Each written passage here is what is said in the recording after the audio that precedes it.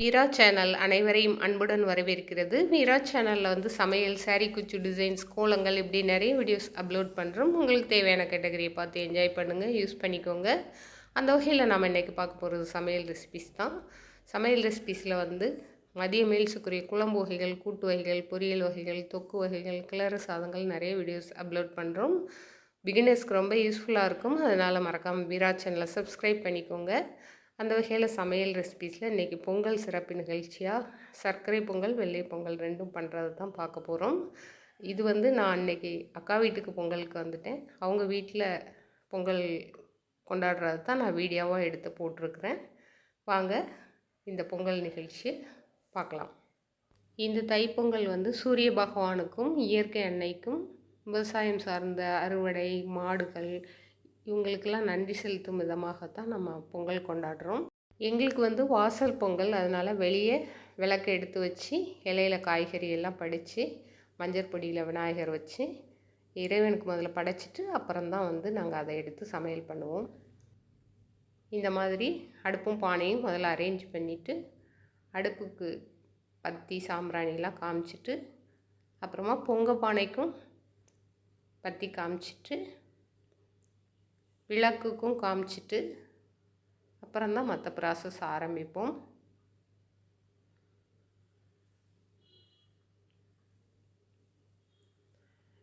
தேங்காய் முதல்ல அதுக்குரிய பானையில் உடச்சி இறைவனை நினச்சி நல்லபடியாக நடக்கட்டும், பொங்கல் பொங்கட்டும் அப்படின்னு சொல்லி உடச்சி விளக்கு முன்னாடி வச்சதுக்கப்புறம் ஆரம்பிப்போம். அடுப்பு பற்ற வச்சுக்கோங்க. இப்போ வந்து இந்த 2 பொங்கலுக்குமே தேவையான அரிசியை தனித்தனியாக அளந்து எடுத்து வச்சுக்கிட்டு அதுக்குரிய தண்ணியை வந்து தனித்தனியாக வந்து களைஞ்சி அந்தந்த பானையில் விட்டால் அந்த கொழுப்பு வந்து அதுக்குரியது அதுக்கு கிடைக்குங்கிறதுனால தான் இப்படி பண்ணுறோம், தனியாக விடுறோம். அரிப்பு வச்சு அரிச்சிக்கோங்க. குப்பைகள் போனால் பால் வந்து பொங்காமல் கொதிக்க ஆரம்பிச்சிரும்னு சொல்லுவாங்க. அதனால் அரிச்சிக்கோங்க, தூசி நிறையா இருக்கும். இந்த மாதிரி தனித்தனியாக விட்டுக்கோங்க.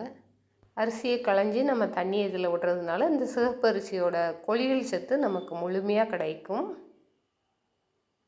இந்த மாதிரி தழும்ப விட்டுக்கோங்க. பாருங்கள், சக்கரை பொங்கல் பால் பொங்கிடுச்சு. இந்த மாதிரி 3 சுற்று சுற்றி விநாயகர் பெருமானையும் மற்ற தெய்வங்களையும் நினச்சி பால் பொங்கின மாரி எல்லா விஷயமும் நல்லா பொங்கி வரணுங்கிறது தான் தாத்பரியம். தண்ணியை கோரிட்டு அரிசியை போடணும். அடுத்து பாருங்கள், வெள்ளை பொங்கலுக்கும் பால் பொங்கிடுச்சு. 4 பக்கமும் இந்த மாதிரி கரண்டியை வச்சு எல்லா திசைகளும் நல்லா பொங்கட்டுங்கிற அர்த்தத்தில் எல்லா திசைக்கும் வலிச்சு விட்டுக்குவோம். இதை மாதிரி 3 தடவை போட்டதுக்கப்புறமா தண்ணியை நல்லா கோரி எடுத்துக்கிடணும். எடுத்ததுக்கப்புறமா அரிசியை போடுங்க. அப்புறம் தேவைன்னா நம்ம அந்த சுடு தண்ணியை தேவைக்கேற்ப விட்டுக்கலாம். அடிக்கடி நல்லா அடிவட்ட கிண்டிக்கோங்க. அப்போ தான் வந்து அடி பிடிக்காமல் இருக்கும். அதுதான் ரொம்ப முக்கியமாக பார்க்க வேண்டியது. முக்கால்வாசி வெந்துடுச்சு. நல்லா முழுசாக வெந்ததுக்கப்புறமா சக்கரை பொங்கலுக்கு வந்து தேவையான வெல்லத்தை வந்து பாகு காய்ச்சி கொண்டு வந்து விட்டுக்கோங்க. இதில் விட்டாச்சு. பொங்கலுக்கு, சக்கரை பொங்கலுக்கு வெள்ளை அரிசியும் பாருங்கள் நல்லா வெந்துடுச்சு. ஒரு 10 நிமிஷத்தில் ரெடி ஆகிடும். பாருங்கள், நல்லா தண்ணி இஞ்சி 2 பொங்கலும் ரெடி ஆகிடுச்சு.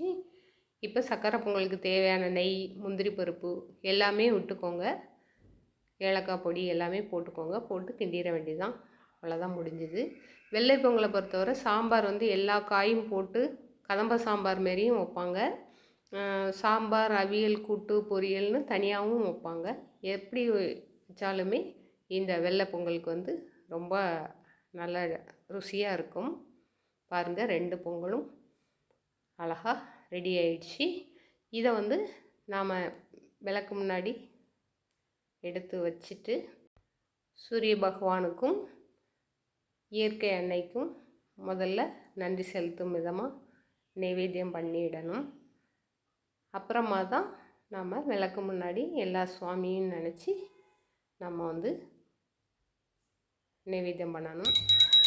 பாருங்கள், சூரிய பகவானுக்கு முதல்ல பண்ணியாச்சு.